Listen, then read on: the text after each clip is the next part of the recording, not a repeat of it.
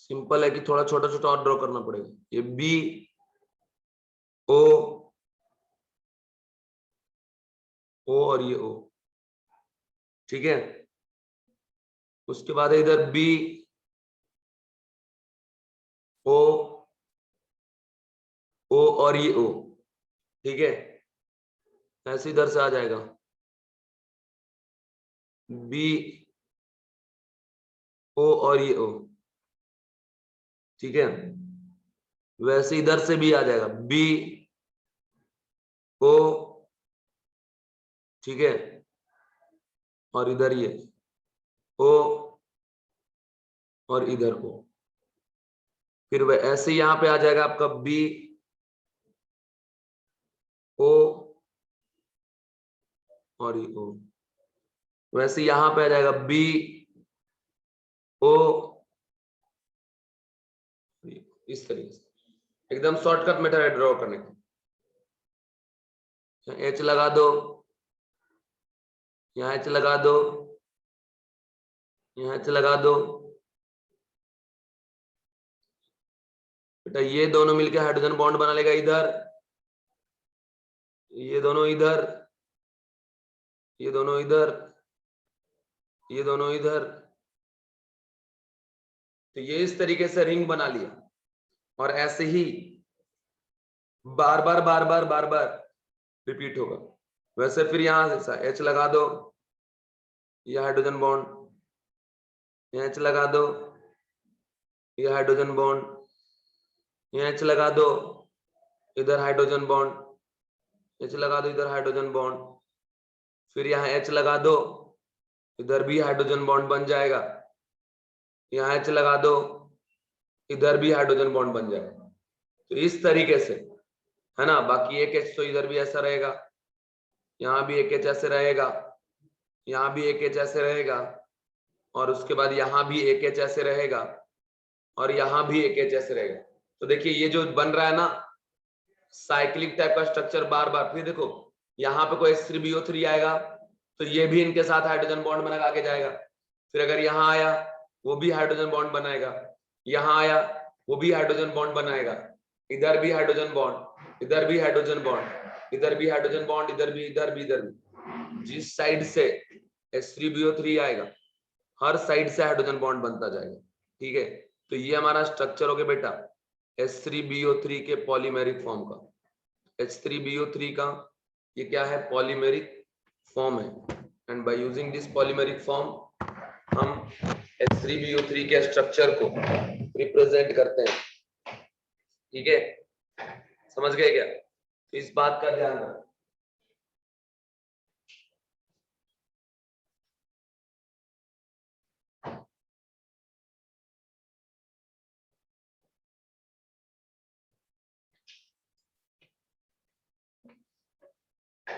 इस स्ट्रक्चर का आपको ध्यान रखना पड़ेगा बेटा,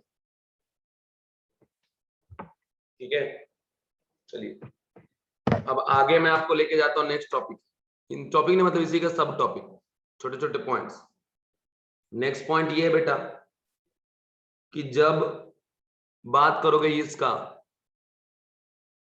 RC डबल बॉन्ड OH का, इसको हम लोग बोलते हैं कार्बोक्सिलिक एसिड। कार्बोक्सिलिक एसिड, ठीक है। RC डबल बॉन्ड O और H, ये जो आप देख रहे हो ये क्या बन गया हमारा, कार्बोक्सिलिक एसिड बन गया। और इस कार्बोक्सिलिक एसिड का म्यू नेट जब आप निकालेंगे ये नॉट इक्वल टू 0 आएगा, मतलब ये पोलर हो गया, है ना। मतलब कार्बोक्सिलिक एसिड किस टाइप का हो गया, polar. Mu net not equal to 0 हो गया, ठीक है। इस चीज का ध्यान रखें। अब अगर नेट का वैल्यू नॉट इक्वल टू 0 मतलब ये पोलर। और आपने पढ़ा था ना like dissolve like, like dissolve like means what बेटा, जो जैसा है वैसे ही सॉल्वेंट में सॉल्युबल होगा। मतलब एक पोलर कंपाउंड पोलर में ही सॉल्युबल होगा, है ना। तो नॉर्मल कंडीशन ये होता है बेटा कि जब आप RC डबल बॉन्ड OH को, कार्बोक्सिलिक एसिड को बेंजीन में डालोगे तो बेंजीन का डायपोल मोमेंट 0 होता है, मतलब ये नॉन पोलर कंपाउंड है, और कार्बोक्सिलिक एसिड का dipole moment not equal to 0 होता है, मतलब ये पोलर कंपाउंड है। तो मैं आपको बता दूं कि कभी भी एक पोलर कंपाउंड नॉन पोलर में सॉल्युबल नहीं होगा, मतलब कार्बोक्सिलिक एसिड बेंजीन में सॉल्युबल नहीं होगा, ठीक है। Carboxylic acid is not soluble in benzene. तो ये बात आपको ध्यान रखना पड़ेगा कि ये कौन है, कार्बोक्सिलिक एसिड, ये कौन है, बेंजीन। तो कार्बोक्सिलिक एसिड बेंजीन में सॉल्युबल नहीं होता क्योंकि ये पोलर है और ये नॉन पोलर है। लेकिन बेटा कार्बोक्सिलिक एसिड में जब हाइड्रोजन बॉन्ड बन जाता है ना, उसके बाद वो नॉन पोलर हो जाता है ना, आफ्टर डायमराइजेशन, और उसका नेट डायपोल मोमेंट जब आप चेक करोगे तो वो 0 हो जाता है, फिर वो बेंजीन में सॉल्युबल हो जाता है, मतलब 2 times RC double bond OOH जब आ जाएगा, मतलब ये कार्बोक्सिलिक एसिड जब 2 टाइम्स हो जाएगा, RC double bond OOH whole twice हो जाएगा, ठीक है, ये हमारा 2 टाइम्स हो जाएगा। तो मैं आपको कंडीशन बता दूं कि इसका इंडिविजुअल का जो म्यू नेट है ना, वो नॉट इक्वल टू 0, ये पोलर है, पर जब ये RCOH 2 टाइम्स का जाओगे तो जो म्यू है ये इक्वल टू 0, ये नॉन पोलर हो गया, ठीक है, दिस इज नॉन पोलर। अब इधर आप देखो RC डबल बॉन्ड OH ऐसा है, और दूसरा RCOH ऐसा, और इधर डबल बॉन्ड हो। बेटा इधर से हाइड्रोजन बॉन्ड है, इधर भी हाइड्रोजन बॉन्ड है, दोनों साइड से हाइड्रोजन बॉन्ड बन के ये ऐसा बन गया बेटा।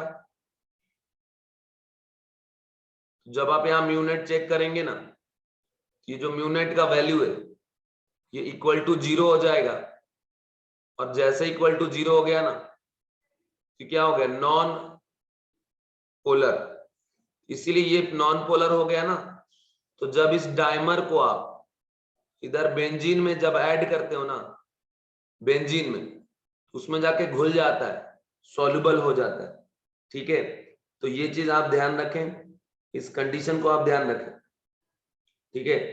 ये क्राइटेरिया कंडीशन जो भी है बेटा, हमने सारा कुछ आपको बता दिया है, समझा दिया है, और उम्मीद करता हूं कि आप समझ गए होंगे, ठीक है।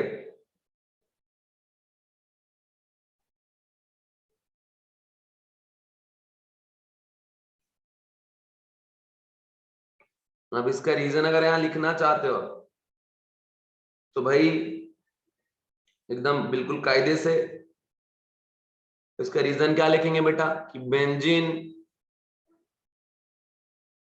Is non polar solvent, non polar solvent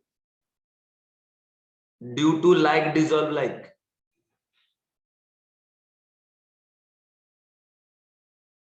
like dissolve like concept, like dissolve like concept, carboxylic acid,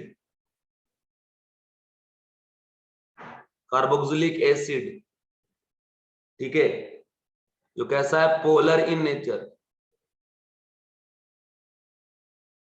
polar in nature, insoluble in benzene, insoluble in benzene after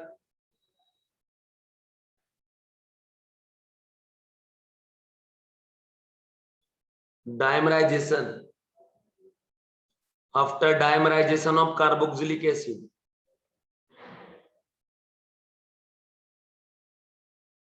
after dimerization of carboxylic acid due to hydrogen bond, due to hydrogen bond, it convert into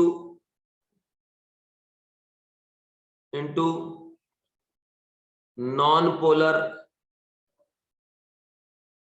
substance. It convert into non-polar substance. ठीक है, तो concept ये हो गया बेटा, non-polar substance.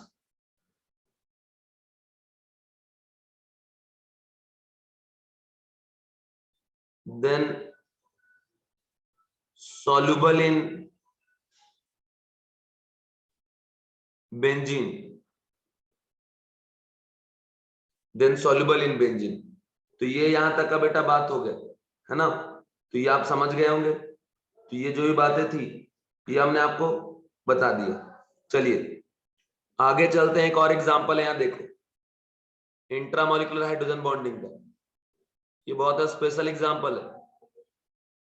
ये इसको बेटा जब यहाँ OH बोल लगाते हैं बोलते हैं इसको फिनॉल, और जब आप यहाँ पे Cl लगा दोगे ना ये कहलाता है ऑर्थोक्लोरोफिनॉल, और ये हो गया ऑर्थोक्लोरो।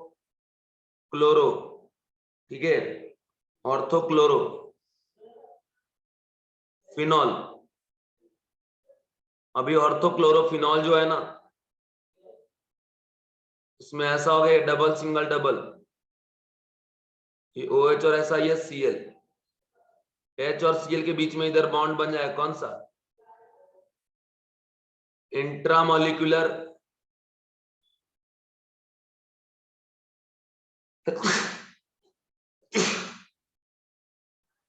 Hydrogen bond. तो ये जो आप देख रहे हो this is intramolecular hydrogen bond.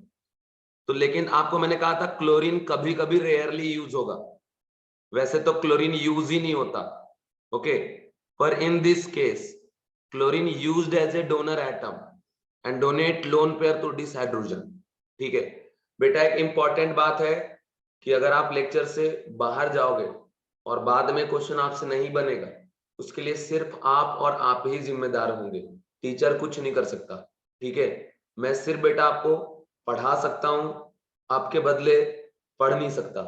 इसलिए ऑनलाइन क्लास जब चलता है ना तो खट से एग्जिट कर जाते हो ना, ये मत किया करो, समझ गए क्या। ईमानदारी पूर्वक लेक्चर को देखिए, और अगर नेट का इश्यू है तो वापस से रीज्वाइन करिए। अगर आप आज की लेक्चर छोड़ के जाएंगे ऐसा बीच में से तो बाद में फिर रोना पड़ेगा, इसलिए रोने के लिए भी तैयार रहना। ठीक है, चलो आगे बढ़ते हैं। तो ये इंट्रामोलिकुलर हाइड्रोजन बॉन्डिंग है।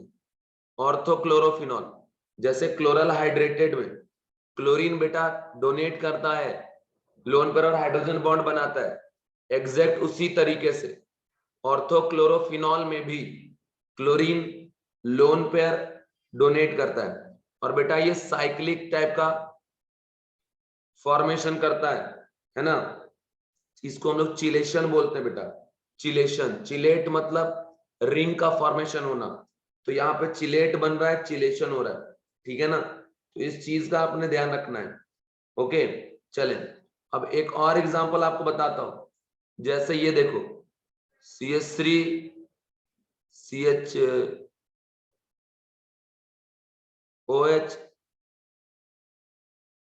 CH2, एक minute,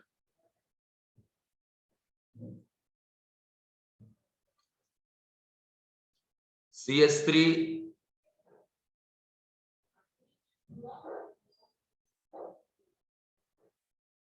COH double bond CH, और ये डबल बॉन्ड हो CH3, ये हमारा एक कंपाउंड है। ठीक है, अब इस कंपाउंड में जब आप जाओगे तो यहां अपना हाइड्रोजन बॉन्ड बनेगा, देखिएगा जरा कैसे। और आफ्टर हाइड्रोजन बॉन्डिंग ये बहुत स्टेबल हो जाता है बेटा। कैसे वो देखो, एक्चुअल में यहाँ कितना कार्बन है 1 2 3, इस 3 कार्बन को आपने ऐसे लिख देना है, इधर डबल बॉन्ड इधर सिंगल बॉन्ड, इधर CH3 इधर डबल बॉन्ड O, ये OH, और इनके बीच में क्या बन जाएगा हाइड्रोजन बॉन्ड। और ये CH3, तो 1 2 3 4 5 6।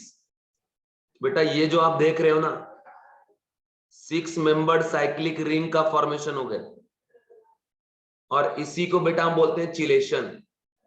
तो यहां पे चिलेशन हो गया, and due to chelation ring का फॉर्मेशन हो गया। और ये जो रिंग बन रहा है ना, ये बहुत ज्यादा क्या है, स्टेबल। ओके, ये बहुत ज्यादा स्टेबल, इस चीज का ध्यान रखना। तो इसमें भी आपको मिल गया एक ऐसा कंपाउंड जहां पे आपने ऐसा देखा कि भैया ड्यू टू चिलेशन रिंग बन रहा है। और अब मैं आपको बता दूं, जेईई मेंस लेवल का हो, एडवांस हो, नीट हो, जिस भी फॉर्मेट के क्वेश्चन सॉल्व करने सारे बनाओ, कम से कम 90% आपसे सॉल्व होगा। एक एक कंसेप्ट पढ़ा दिया एडवांस लेवल तक का, क्योंकि अभी जितना ये कराया हो, सब मॉड्यूल में नहीं दिया, उसके बावजूद भी ये सारे करा दिया। अब याद रखना आपका काम है ना, याद मुझे नहीं रखना, आपको रखना, मैंने पढ़ा दिया। तो हाइड्रोजन बॉन्डिंग बेटा हमने पूरा पढ़ा दिया। एंड में आपको वापस बता दूं कि जैसे समझ लो ये एक मॉलिक्यूल है, ये दूसरा मॉलिक्यूल है, इनके बीच में अगर हाइड्रोजन बॉन्ड बन रहा है, इसको अपन क्या बोलेंगे, intermolecular hydrogen bond, intermolecular hydrogen bond. पर बेटा अगर हम बात करें, ऐसा ही एक मॉलिक्यूल है, इसके अंदर ही हाइड्रोजन बॉन्ड बन गया, इसको हम क्या बोलेंगे, इंट्रामॉलिक्यूलर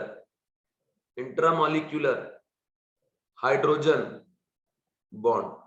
ये चीज आप ध्यान रखिए, ठीक है। चलिए अब आगे बढ़ते हैं इफेक्ट ऑफ हाइड्रोजन बॉन्ड को।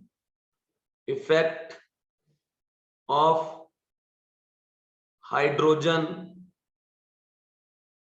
बॉन्ड, ठीक है। हाइड्रोजन बॉन्ड का क्या इफेक्ट है, ये आप समझो। इफेक्ट ऑफ हाइड्रोजन बॉन्ड, सबसे पहली बात बेटा, हम सॉलिबिलिटी जब चेक करते हैं ना, वहां पे इसको यूज करते हैं। And sir what is solubility, तो जब आप किसी सब्सटेंस को किसी अनदर सॉल्वेंट में अगर आप डिसॉल्व कर रहे हो, अगर वो घुल गया वहां पे, है ना, तो बोलेंगे सॉल्युबल है। और अगर घुला नहीं, नीचे जाके बैठ गया, बोलेंगे इनसॉल्युबल है, ठीक है। तो अब कंसेप्ट आप ध्यान से देखें कि अगर आप सॉलिबिलिटी की बात कर रहे हो, है ना, सॉलिबिलिटी का, मान लीजिए ये एक हमारा कंपाउंड है जिसको हमने बेटा किसी सॉल्वेंट में ऐड कर दिया। जैसे शुगर को हम डालते हैं ना पानी में, तो पानी क्या हो गया, वाटर क्या हो गया, सॉल्वेंट हो गया, ठीक है। अब ये जो सॉल्वेंट आप देख रहे हो, इसमें हमने इस सब्सटेंस को ऐड कर दिया, और बेटा ये सब्सटेंस जाने के बाद इस सॉल्वेंट के साथ एक स्पेशल टाइप का बॉन्ड बना लिया, जो कहला गया हाइड्रोजन बॉन्ड। एंड इस हाइड्रोजन बॉन्ड को हम क्या बोलेंगे, इंटरमॉलिक्यूलर हाइड्रोजन बॉन्ड। मतलब ये जो हाइड्रोजन बॉन्ड आप देख रहे हो, ये क्या कहलाएगा, इंटरमॉलिक्यूलर हाइड्रोजन बॉन्ड, ठीक है ना जी। तो ये इंटरमॉलिक्यूलर हाइड्रोजन बॉन्ड होगा।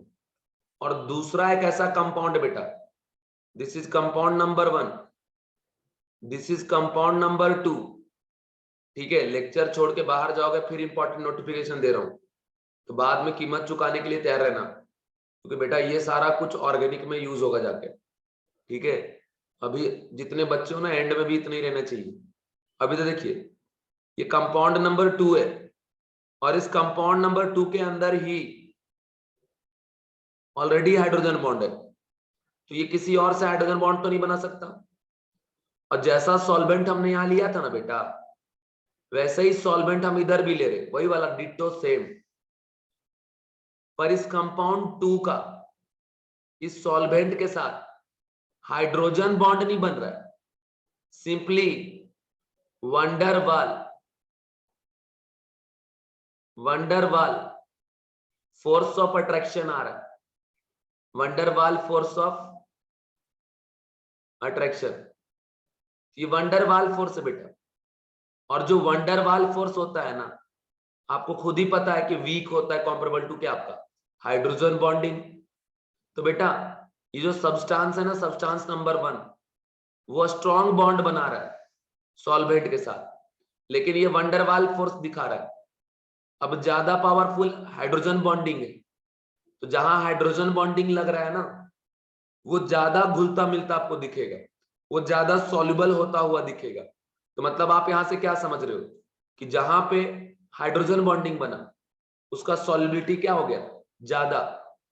ठीक है, एक ही पॉइंट हम लिखेंगे यहां पे कि ड्यू टू हाइड्रोजन बॉन्ड, ठीक है, due to hydrogen bond, which type of hydrogen bond बेटा, इंटरमॉलिक्यूलर। इंट्रा से कोई लेना देना तो है नहीं, इंट्रा तो किसी और को एसोसिएट नहीं करता ना, वो तो खुद के मॉलिक्यूल के अंदर लगता है।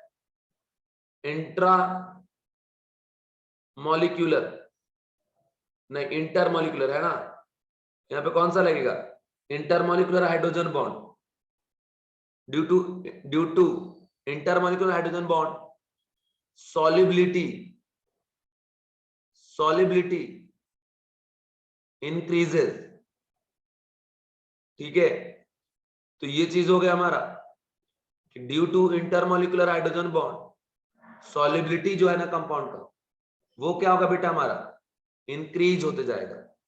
तो ये बात आप समझ लीजिए।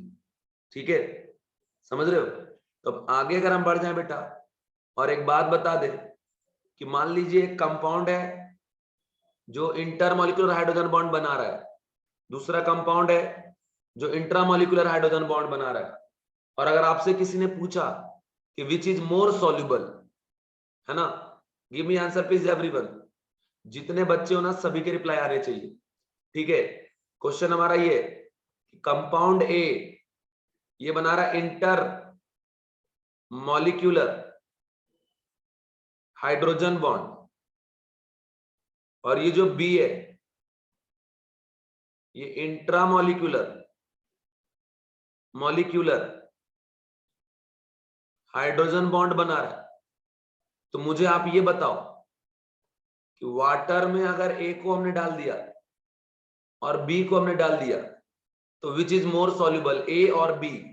Everyone please reply, which is more soluble, compound A और B? Very good very good very good बेटा, साइना फॉर्म में चल रहा बेटा, बिल्कुल आपका स्ट्राइक रेट 100% आ रहा है।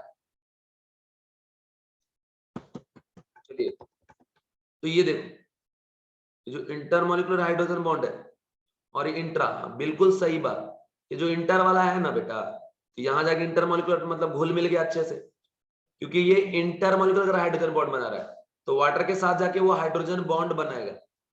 और ये इंट्रामॉलिक्यूलर है, मतलब वाटर के साथ उसका वंडरवाल फोर्स होगा, एंड जहां का फोर्स ज्यादा स्ट्रॉन्ग उसका सॉल्युबिलिटी क्या होगा, ज्यादा। तो इंटरमॉलिक्यूलर जो एच बॉन्ड है ये तो वंडरवाल से कई गुना ज्यादा स्ट्रॉन्ग है, तो भैया इसीलिए कंपाउंड ए का सॉल्युबिलिटी क्या हो गया, ज्यादा, कंपेरेबल टू कंपाउंड बी। एक पॉइंट अपन यहां लिखेंगे, ठीक है, कि intermolecular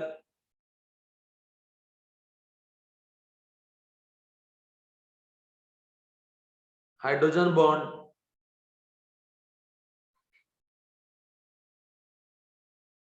is more soluble than intramolecular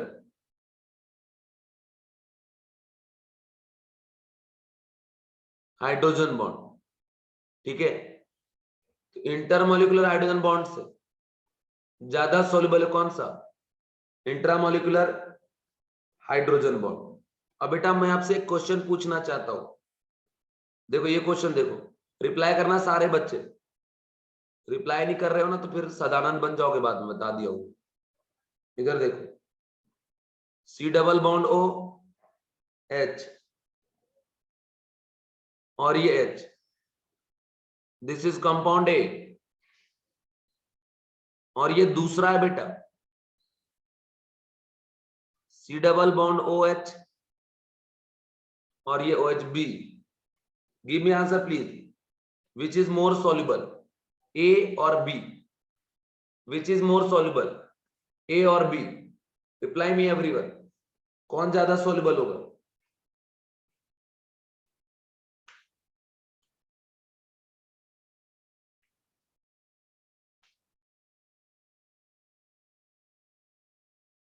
which is more soluble, A और बी?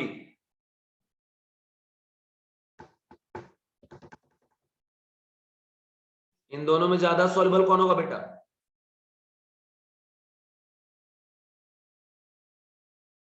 ए या बी?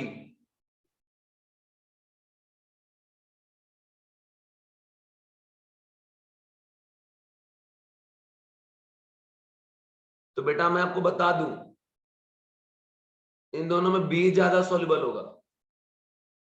सर कैसे?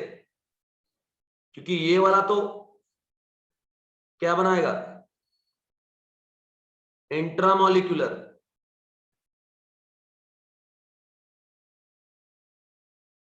H bond. तो ये हमारा बना लिया कैसा, इंट्रामोलिकुलर हाइड्रोजन बॉन्ड। और ये बना लिया कैसा,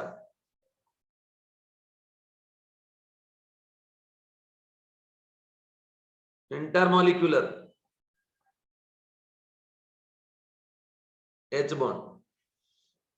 तो ये जो है ना आपका इंट्रामोलिकुलर और ये इंटर, तो बेटा जब ये कहीं जाएगा ना तो ये उसके साथ हाइड्रोजन बॉन्ड बना लेगा, लेकिन ये तो नहीं बना पाएगा, ये वंडरवाल फोर्स करेगा, क्योंकि इसमें ऑलरेडी इसके साथ बन जाएगा ना ऐसा हाइड्रोजन बॉन्ड। ये तो इंट्रामोलिकुलर करता है और ये इंटर, इंटर वाले का सॉल्युबिलिटी क्या होता है, ज्यादा होता है, थोड़ा ध्यान रखिए, ठीक है।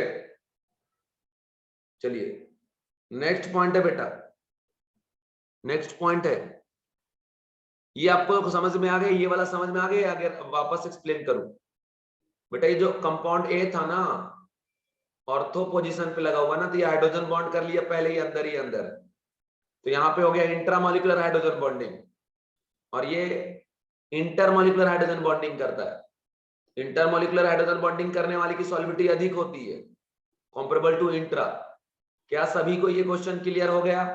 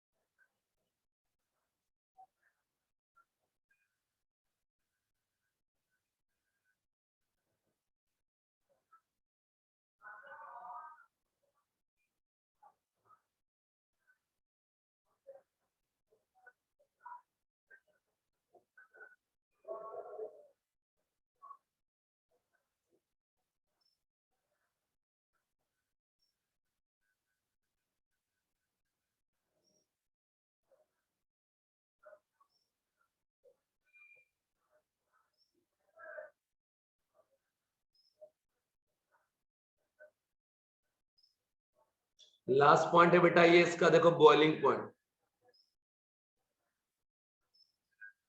ना, बॉइलिंग पॉइंट। देखो ये बॉइलिंग पॉइंट का कंपैरिजन भी हमको करना पड़ेगा, और ये बॉइलिंग पॉइंट वाला जो कंपैरिजन है बेटा वो मेनली ग्रुप 17, 16 और क्या 15 में हम करते हैं। ठीक है, अब यहां से आप एक चीज समझ लीजिए कि ड्यू टू, क्योंकि आपको पता है ना व्हाट इज बॉइलिंग पॉइंट, एक मॉलिक्यूल है और दूसरा मॉलिक्यूल है, इसके बीच में जो इंटरमॉलिक्यूलर फोर्स लग रहा है, इसी को ब्रेक करने में जो टेम्परेचर प्रोवाइड करना पड़ेगा, वही उसका क्या कहलाएगा बेटा, बॉइलिंग पॉइंट कहलाएगा। तब ये फोर्स जितना स्ट्रांग होगा बॉइलिंग पॉइंट उतना ज्यादा। अब इंटरमॉलिक्यूलर फोर्सेस में बेटा सबसे स्ट्रांग कौन सा होता है, इंटरमॉलिक्यूलर हाइड्रोजन बॉन्ड होता है ना, तो इंटरमॉलिक्यूलर हाइड्रोजन बॉन्ड सबसे स्ट्रांग हो गया। ठीक है, तो यहां जो हाइड्रोजन बॉन्ड है वो कैसा हो गया, इंटरमॉलिक्यूलर अगर हाइड्रोजन बॉन्ड, तो बॉइलिंग पॉइंट हाई होगा।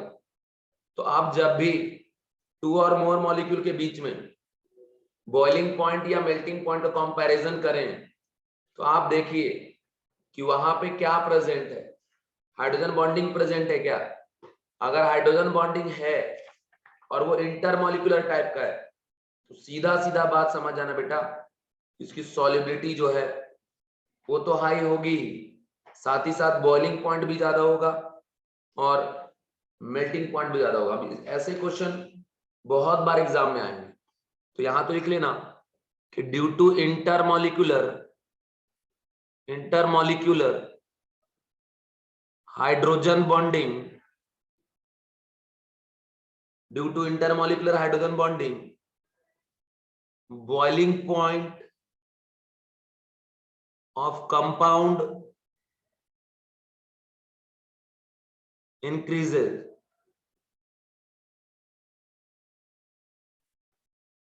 Boiling point of compound increases. ठीक है, और बेटा यहां आपको मैं बताने जा रहा हूं ऑर्डर, उसको ध्यान रखिएगा कि ऑर्डर ऑफ, देखो ये लास्ट पॉइंट है लेकिन बहुत इंपॉर्टेंट है, order of boiling point, boiling point, boiling point of group 16, 15, 17, 15, 16, 17, ठीक है, हाइड्राइड। ठीक है, तो जो 15, 16, 17 के हाइड्राइड्स हैं, इनके melting sorry boiling point comparison हम करेंगे। सबसे पहले बेटा हम अगर बात करें HF ग्रुप नंबर 17 का, इसमें HF आ गया, HCl, HBr और HI।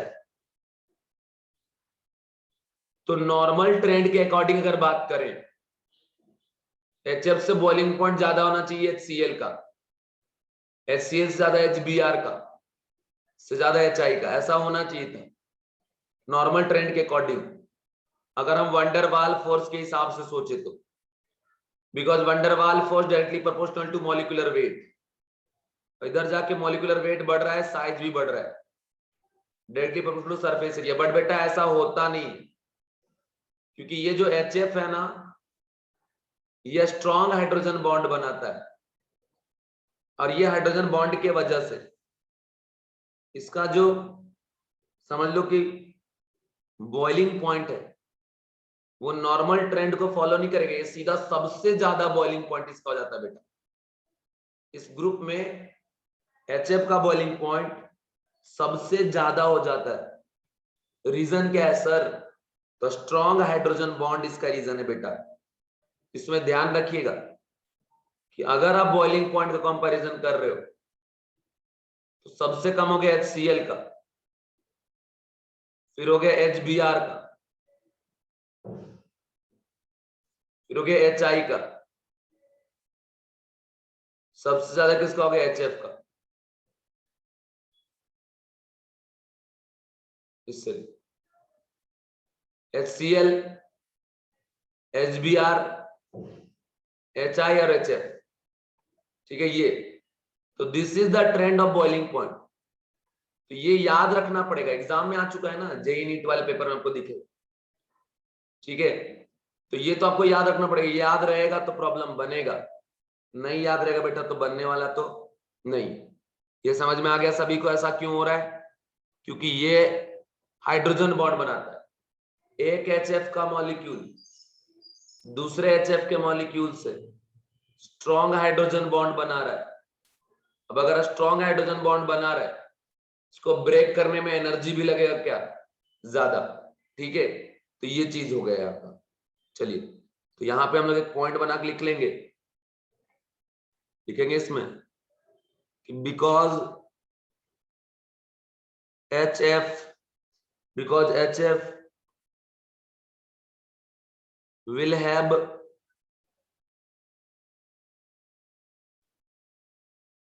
hydrogen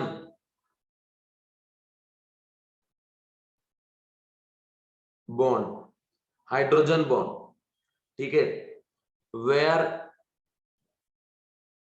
in HI, HCl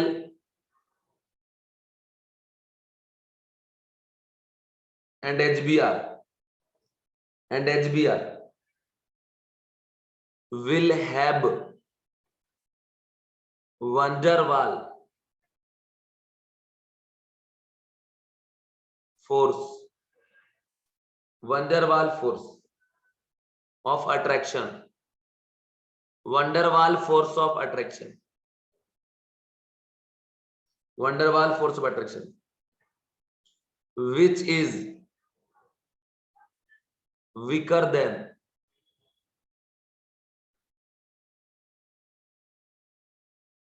hydrogen bond,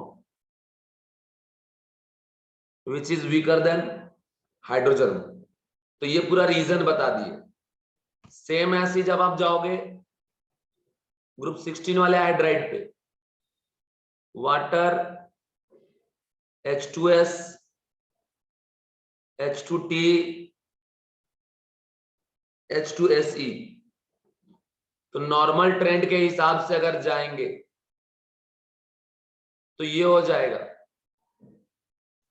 पर इस ट्रेंड को रेगुलरली ये फॉलो नहीं कर रहा।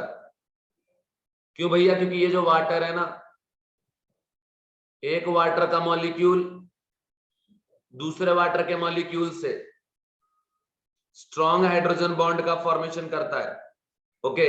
And due to hydrogen bond इसका वापस से बेटा बॉइलिंग पॉइंट क्या होगा, बढ़ जाएगा। तो इसमें क्या लिखेंगे, H2S का सबसे कम, फिर H2TE H2SE, सबसे ज्यादा बॉइलिंग पॉइंट वाटर का, बेटा ये याद रखना, ठीक है, समझ रहे हो। तो ये चीज हमारा एक कंसेप्ट है, इसको अब याद रखें, ओके।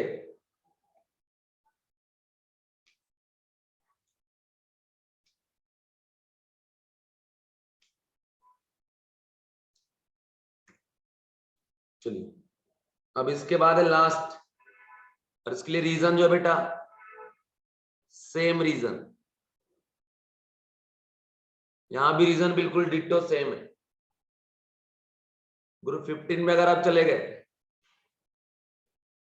NH3PH3 SbH3, ठीक है, ASH3, ये सब है। इनमें बेटा इसका NH3 का सबसे ज्यादा हो जाएगा, PH3, अच्छा एक मिनट, सब ज्यादा नहीं है, थोड़ा अलग, SB से कम हो जाएगा, PH3 से ज्यादा ASH3 का, और बेटा यहां आ जाएगा कौन, NH3, और सबसे ज्यादा SbH3।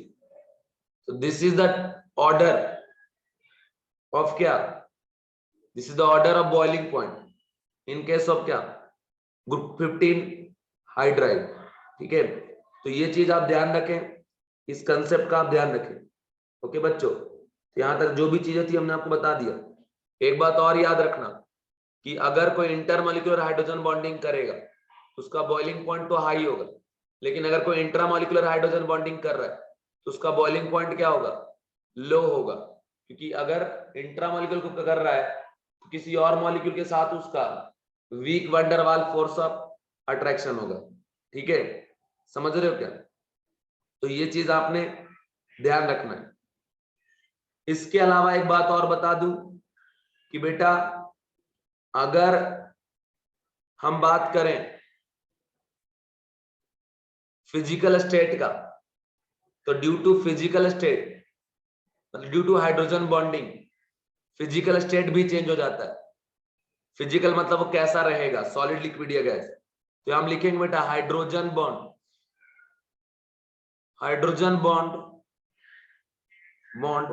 affect the hydrogen bond affect the physical state of compound, physical state of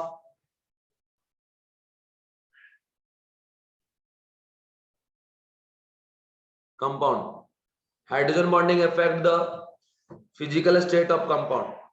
तो ये चीज आप ध्यान रखो, इस कंसेप्ट का आप ध्यान रखो। ठीक है, अब इसके बाद मैं आगे आपको लेके जाऊं एग्जाम्पल में। ठीक है, कि जैसे बात करेगा H2O का और H2S का, बात करें HF का और HCl का। बेटा ये जो H2O होता है ना लिक्विड होता है, बट H2S क्या है बेटा, गैस है। HF भी लिक्विड होता है और HCl क्या होता है, गैस। तो ये लिक्विड क्यों है, एक ही रीजन है, due to strong hydrogen bond. ज्यादा स्ट्रॉन्ग हाइड्रोजन बॉन्ड है इस वजह से। ठीक है, यहाँ पे हम क्या लिख सकते हैं बेटा एग्जाम्पल में, एग्जाम्पल हम लिख सकते हैं कि due to hydrogen bond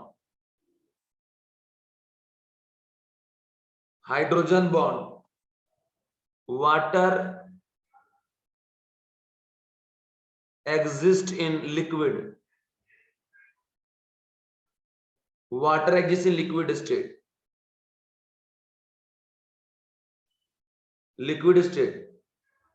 where H2S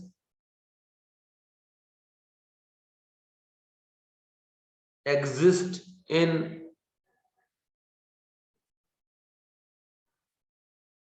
gaseous state, H2S exist in gaseous state। ठीक है, सेम रीजन HCl और HF के लिए, हाइड्रोजन बॉन्डिंग के बाद फिजिकल स्टेट भी चेंज हो रहा है। ठीक है, उसके बाद बेटा देखिए एक और एग्जांपल, कि मान लो ये RC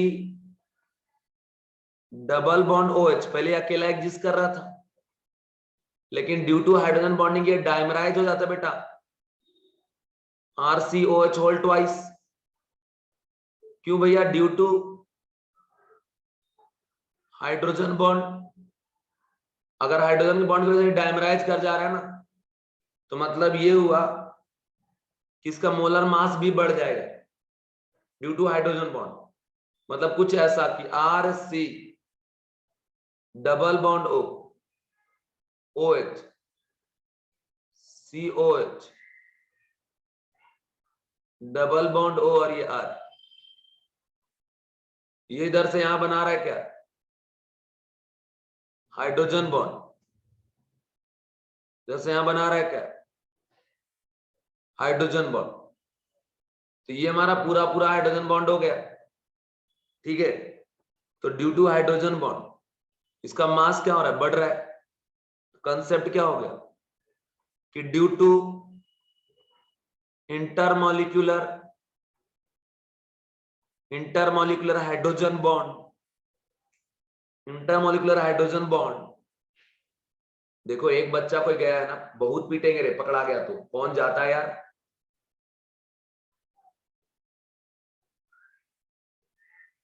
due to intermolecular hydrogen bond, ठीक है, मॉलिक्यूलर वेट इंक्रीजेस, ठीक है, ये चीज हो गया हमारा, ठीक है। सुन लो बेटा, लेक्चर के एंड में हम अटेंडेंस लेंगे, ठीक है, और जो बच्चा लास्ट में नहीं दिखा उसके पेरेंट्स को मैं खुद कॉल करूंगा आज, याद रखना, ठीक है। ये देखो, due to intermolecular hydrogen bond, molecular weight increases, मतलब मॉलिक्यूलर वेट जो क्या हो गया आपका, इंक्रीज हो गया, इंक्रीज, क्योंकि ये दोनों एसोसिएट हो गए ना एक साथ। जब ये दोनों एक साथ एसोसिएट हो जाएंगे तो मास तो बढ़ेगा ना भाई। पहले ये तो अकेला एग्जिस्ट करता था, अब ये डबल हो गया, मास तो बढ़ेगा ना यार। हाँ यस, चले ये लिख लो बेटा फटाफट, लिखने के बाद ओके सेंड करो जल्दी से। एंड बेटा फाइनली इस चैप्टर का लास्ट पॉइंट मैं आपको बताने जा रहा हूं, जिसका नाम है viscosity, okay.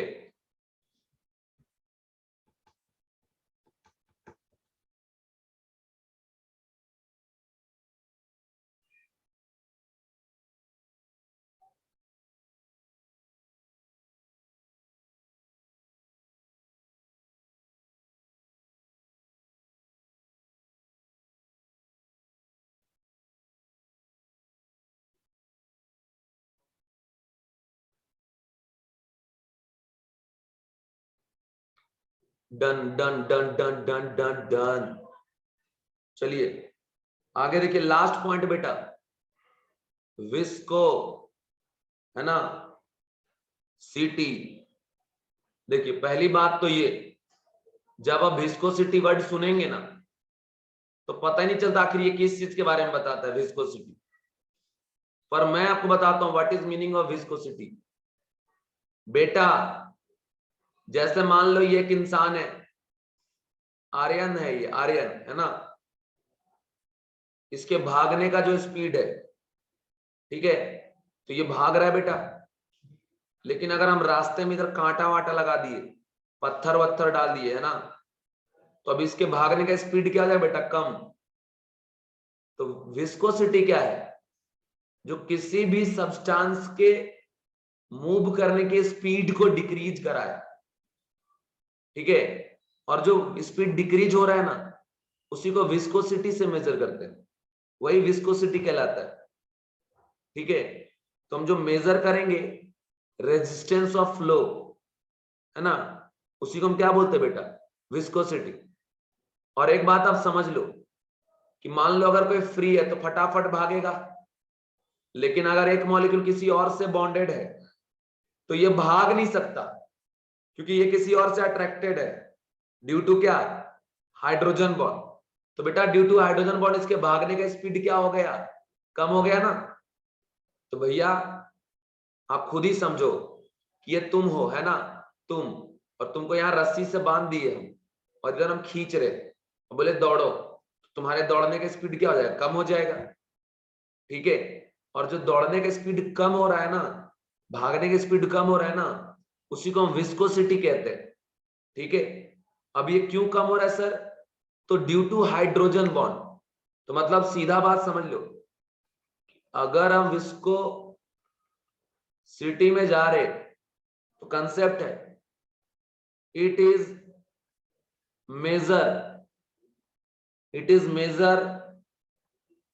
Of resistance,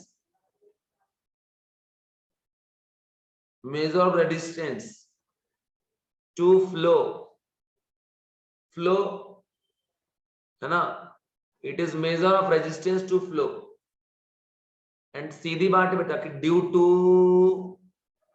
hydrogen bonding, due to hydrogen bonding viscosity increases.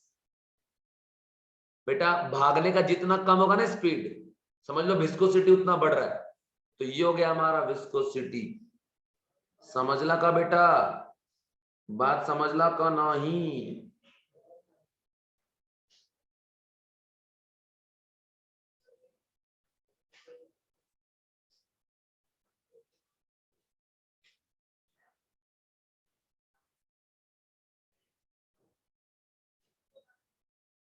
देवी, समझ में आ गया बेटा?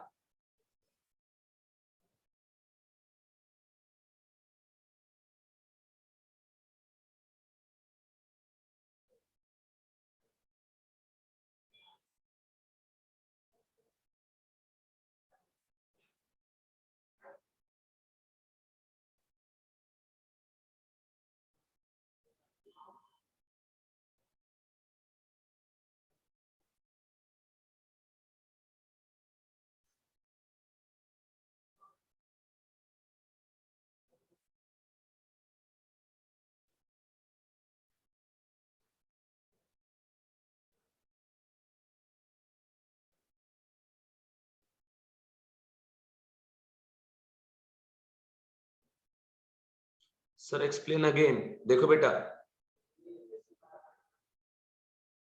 ये जो कोई भी मॉलिक्यूल इधर से ऐसे भागेगा ना, कोई भी मॉलिक्यूल अगर भाग रहा है, ठीक है,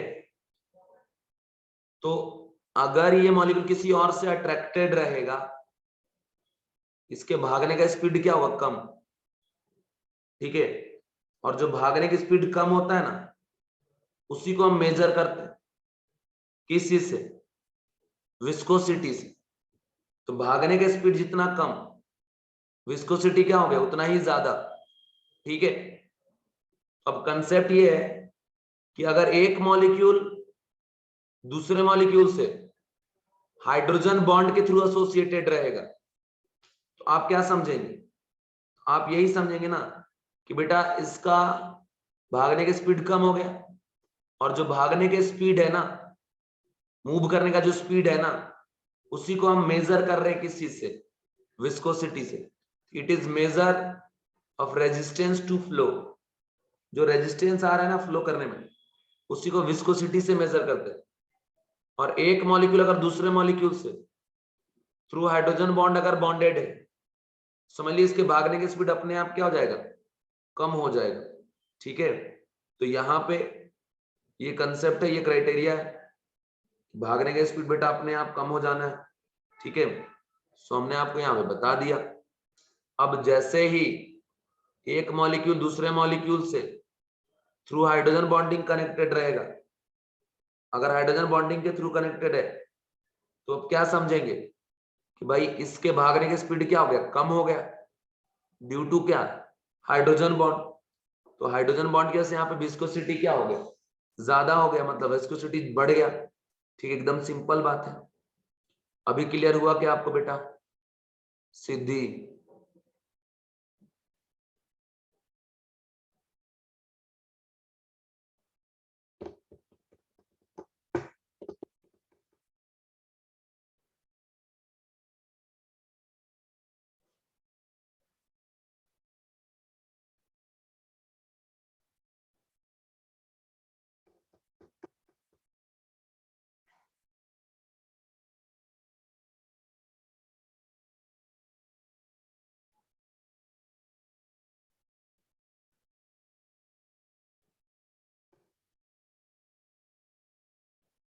बेटा एक मिनट, आप क्या करो बताता हूं।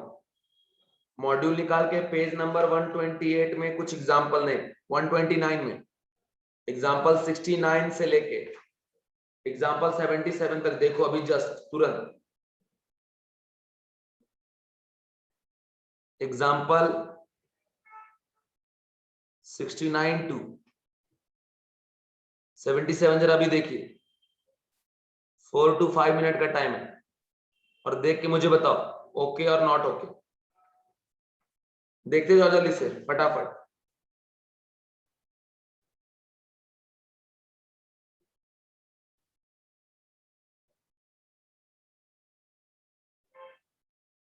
जल्दी से देख के मुझे सेंड करिए, फिर मैं आगे पढ़ाऊंगा। टाइम बहुत कम है, फटाफट बोलिए।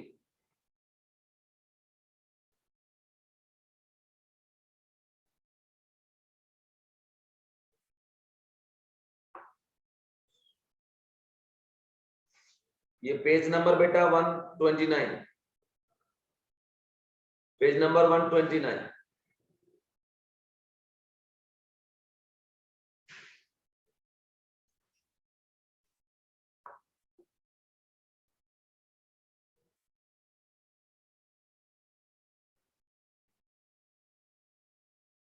जल्दी देख के बताओ बेटा, फिर आगे बढ़ाऊंगा फटाफट।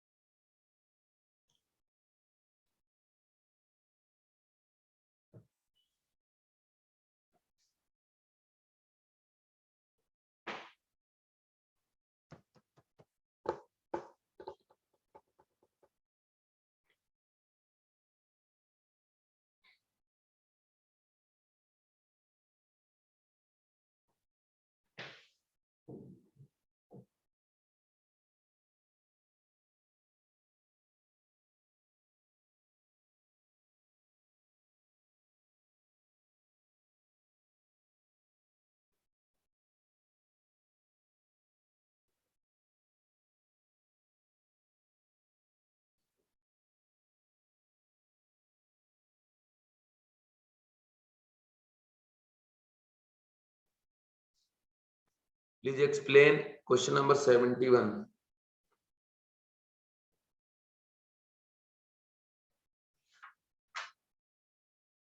देखिए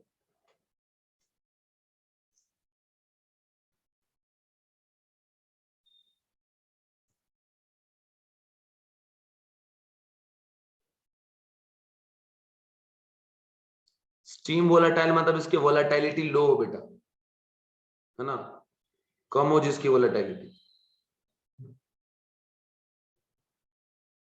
देखो पहले अगर बात करें एग्जांपल नंबर 69 का, यहाँ देखिए बोल रहा है every water molecule surround by how many, तो बेटा 4, एक वाटर मॉलिक्यूल के चारों तरफ ना 4 वाटर मॉलिक्यूल रहता है, ऐसा। इसका आंसर तो 4 हो गया। 70 में क्या बोल रहा है, C2H2 is not soluble in water, water में सॉल्युबल नहीं है, but highly soluble in acetone. इसका रीजन ये बेटा, एसीटोन के साथ ये हाइड्रोजन बॉन्डिंग बनाता तो जरूर है, लेकिन वाटर के साथ हाइड्रोजन बॉन्डिंग नहीं बनाता। ये जो आप देख रहे हो इसी को हम क्या बोलते हैं, H बॉन्ड और हाइड्रोजन बॉन्ड, ठीक है। तो ये हाइड्रोजन बॉन्ड हो गए, समझ गए क्या। तो हाइड्रोजन बॉन्डिंग की वजह से एग्जिस्ट कर रहा है, लेकिन यही C2H2 जो है ना, C2H2 ये बेटा हाइड्रोजन बॉन्ड नहीं बनाता वाटर के साथ। ये क्यों बना रहा है, क्योंकि sp हाइब्रिडाइज है बेटा, और sp हाइब्रिडाइज कार्बन का इलेक्ट्रोनेगेटिविटी नाइट्रोजन से भी ज्यादा हो जाता है, इस वजह से, ठीक है। 71 नंबर पे आ जाइए, SnCl2 dot twice of water.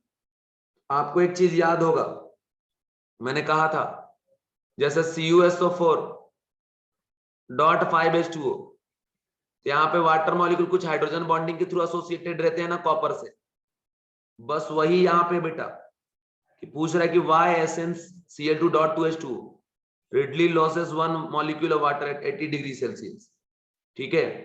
तो कंसेप्ट ये बेटा कि यहां जो आप देख रहे हो ना 2 वाटर मॉलिक्यूल, इसमें से एक वाटर मॉलिक्यूल कोऑर्डिनेट बॉन्ड के थ्रू बॉन्डेड होता है SN से 3 से, और एक वाटर का जो मॉलिक्यूल है ना ये हाइड्रोजन बॉन्ड में इन्वॉल्व होता है, ठीक है। और जैसे ही आप हीट करोगे, ठीक है, तो होता क्या है कि जो वाटर मॉलिक्यूल 2 है ना, एक कोऑर्डिनेट बॉन्ड वाला और दूसरा कौन सा, हाइड्रोजन बॉन्ड वाला, उसमें से एक जो है हीट होके बेटा बाहर चला जाता है, तो इस वजह से 1 मॉलिक्यूल ऑफ वाटर बाहर जा रहा है, ठीक है। क्लियर है सभी को।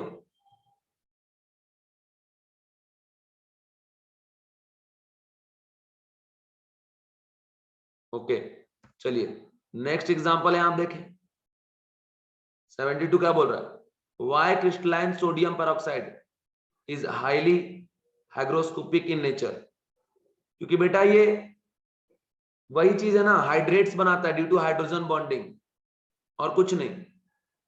O2-2 जो है ये क्या कर रहा है, वाटर के साथ हाइड्रोजन बॉन्ड, मतलब 8 water molecule, water water water hydrogen bonding, और O2-2 भी वाटर के साथ क्या बनाएगा, हाइड्रोजन बॉन्डिंग। सारा सभी का रीजन यहाँ बेटा हाइड्रोजन बॉन्डिंग ही है, ठीक है। वैसे 73 में explain that tetramethyl ammonium hydroxide is a stronger base than trimethyl ammonium hydroxide. तो खैर ये क्वेश्चन तो अभी आप रहने दो 73 नंबर, क्योंकि अभी आपने एसिड बेस तो पढ़ा नहीं है ना, जब पढ़ोगे वो क्लियर हो जाएगा। वैसे आज एग्जांपल नंबर 74 पे यहाँ बोल रहा है which one of the following does not have inter molecular hydrogen bonding.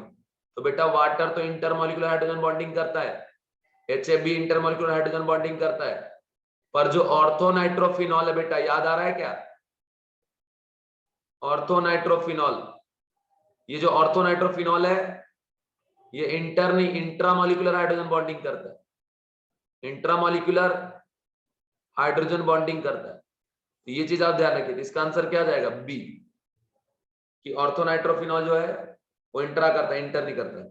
वैसे एग्जांपल नंबर 75 बेटा आज ही मैं जस्ट पढ़ाया हूं, वैसे 76 है, वैसे 77 है, ठीक है। चलिए और आगे भी बेटा ये सब 78, 79, 80 जितने सारा सॉल्व कर लीजिएगा। आज मैं आपको क्वेश्चन सेंड करूंगा वंडरवाल से रिलेटेड और हाइड्रोजन बॉन्डिंग से रिलेटेड। चलिए एक छोटा सा टॉपिक है, कौन सा मॉलिक्यूल एग्जिस्ट करता है कौन सा नहीं करता है, उससे रिलेटेड है ना, जो बहुत सारे पॉपुलर मॉलिक्यूल है उनके बारे में आपको बताने जा रहा हूं। हेडिंग में आपको लिखना है बेटा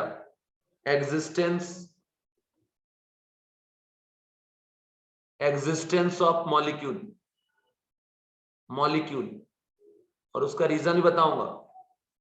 इधर है बेटा एग्जिस्ट, है ना, इधर है नॉट एग्जिस्ट, मतलब इधर वाले एग्जिस्ट कर रहे, मतलब एग्जिस्टेंस में है, इधर वाले एग्जिस्ट नहीं करते। एग्जाम्पल नंबर बेटा SF6 एग्जिस्ट तो करता है पर OF6 एग्जिस्ट नहीं करता। वैसे ही अगर हम बात करें SF4 का, ये एग्जिस्ट करता है पर OF4 एग्जिस्ट नहीं करता। अगर बेटा हम बात करें HClO2 का, HClO3 का, HClO4 का, ये तीनों एग्जिस्ट करते, लेकिन HFO2, HFO3, HFO4 इन तीनों में से कोई भी एग्जिस्ट नहीं करते, है ना, ये एग्जिस्ट नहीं करता, ये करता है। उसके अलावा बेटा PCl5 एग्जिस्ट करता है पर NCl5 एग्जिस्ट नहीं करता, ठीक है। तो ये चीजें आपको ध्यान रखना पड़ेगा। लेकिन बेटा NCl3 फिर एग्जिस्ट करता है, जो NCl3 है ना ये एग्जिस्ट करता है। अब सर आखिर ये क्यों नहीं एग्जिस्ट कर रहे, जबकि ऑक्सीजन और सल्फर दोनों एक ही ग्रुप का है, जबकि क्लोरीन और फ्लोरीन एक ही ग्रुप का है, फास्फोरस और नाइट्रोजन एक ही ग्रुप का है। तो बेटा रीजन बताता हूं, ध्यान सुनो। नाइट्रोजन हो, ऑक्सीजन हो या फ्लोरीन हो, ये तीनों के तीनों बेटा सेकेंड पीरियड का एलिमेंट है, और जो सेकेंड पीरियड का एलिमेंट होता है उसके बाद 2s और 2p सबसेल होता है,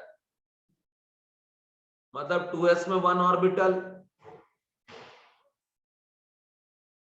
और 2p में 3 ऑर्बिटल, नंबर वाइज 1 और ये नंबर वाइज 3, टोटल 4 ऑर्बिटल हो गया, है ना। और ये चारों ऑर्बिटल ही सिर्फ बॉन्डिंग में यूज हो सकते हैं, ठीक है ना। इसके अलावा 2d ऑर्बिटल होता नहीं बेटा। तो नाइट्रोजन, ऑक्सीजन और फ्लोरीन के पास कोई वैकेंट d ऑर्बिटल अवेलेबल नहीं है। अब अगर वैकेंट d ऑर्बिटल अवेलेबल ही नहीं है, फिर d ऑर्बिटल का यूज कर सकता है क्या बॉन्डिंग में? नहीं कर सकता ना। अगर नाइट्रोजन के बात करें तो यहाँ पे आता है ऐसा 3 अनपेयर्ड इलेक्ट्रॉन, तो 3 बॉन्ड बनाएगा, और एक मान लो ये लोन पर डोनेट कर दे तो एक 4 कोऑर्डिनेट बॉन्ड को काउंट करके 4 बॉन्ड बनाएगा। वैसे ही ऑक्सीजन के पास 2 अनपेयर्ड है, तो कोवेलेंट बॉन्ड नॉर्मली 2 बनाएगा, बाद में ये कोऑर्डिनेट बना सकता है डोनेट करके। वैसे अगर बात करें फ्लोरीन के पास, तो फ्लोरीन के पास एक ही अनपेयर्ड है, तो बेटा इनके पास कोई वैकेंट d ऑर्बिटल नहीं है, ठीक है। सीधा यहाँ पे क्या कि एब्सेंस ऑफ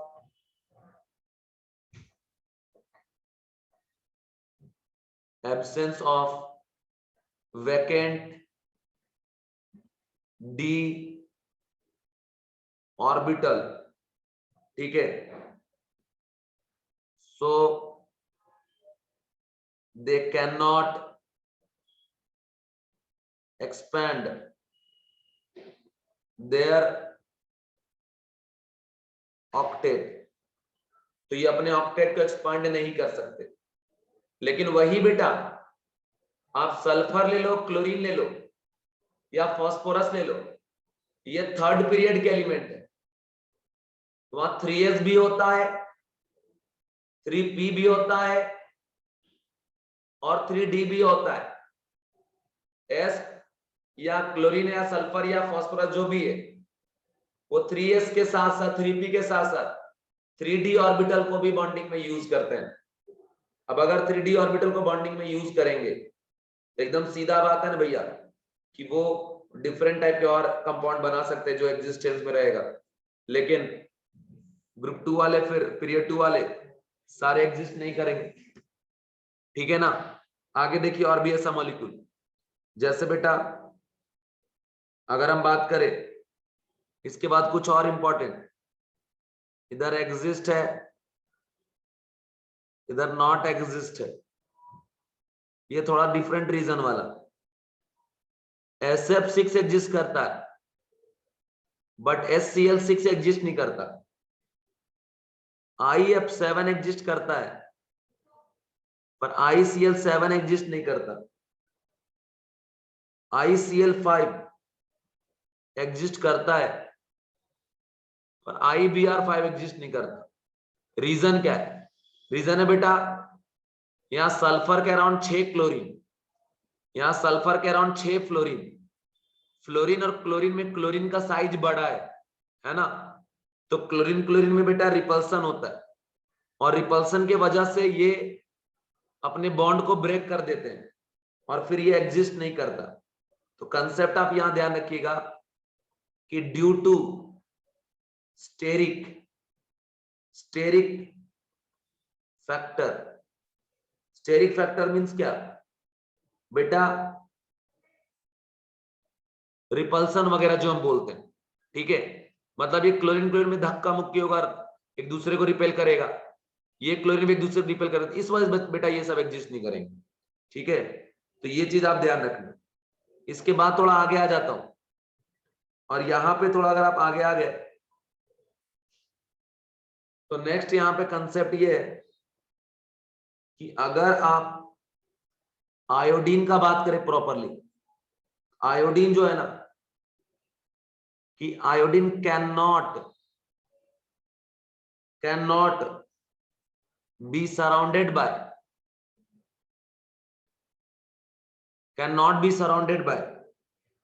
7 लार्ज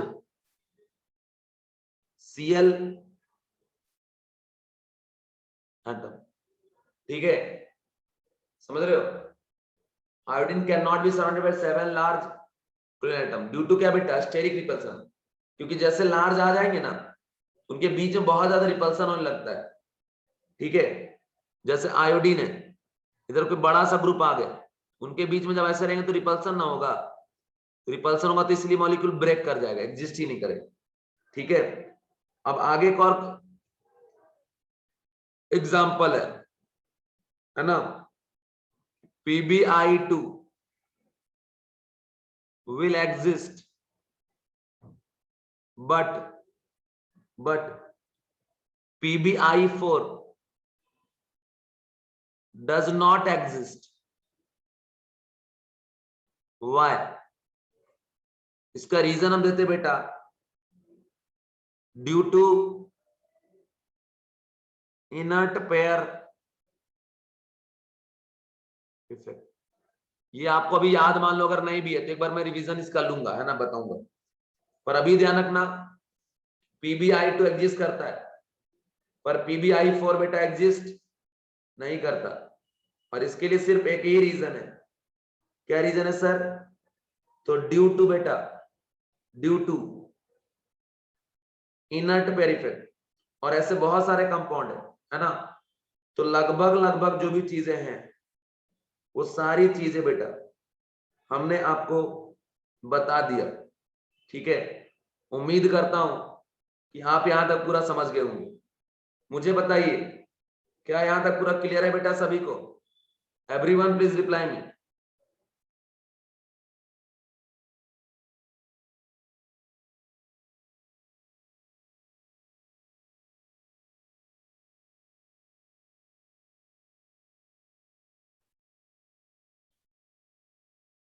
सभी को पूरी चीजें क्लियर हो गई? तो बेटा केमिकल बॉन्डिंग जो है ना ये ओवर हो गया बेटा। यहाँ पे एक टॉपिक था मेटेलिक बॉन्ड। ये मेटेलिक बॉन्ड हम लोग पढ़ते हैं सॉलिड स्टेट चैप्टर में, है ना। जब सॉलिड स्टेट पढ़ाऊंगा तब वो पढ़ाऊंगा। तो नेक्स्ट डे हमारा नया चैप्टर होगा, नाम है उसका मोल कॉन्सेप्ट। तो सारे बच्चे रेगुलर लेक्चर में प्रेजेंट रहना। ओके चलो बाय बाय बेटा, take care everyone, bye bye. और आज आपको क्वेश्चन सेंड कर रहा हूं उसको सॉल्व कर लेना, ओके। और सबमिट करो सर के पास मंडे को।